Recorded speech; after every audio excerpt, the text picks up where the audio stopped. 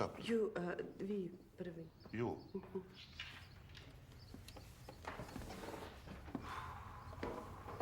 Gledajte, bio je rat, to se ne poriče.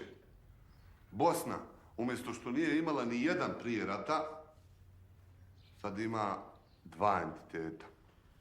Ta dva entiteta jesu u stvari, kako se kaže, dva. Ali u principu to je jedna zemlja. A šta se vi ovo? Dobro, pusti nas. Vidite li vi ovu crvenu crtu? A vidite li ili ne vidite? Vidim. To što vidite, toga nema. Po ovoj crti gdje se lila smrt, sad ćemo da sadimo šta? Život. Jašta ćemo. Nije jašta ćemo, Hamdo, nego jašta ćemo. Svijet od nas očekuje da se pomirimo, da postanemo dio svijeta. A ne neki tamo kurac, šta ja znam.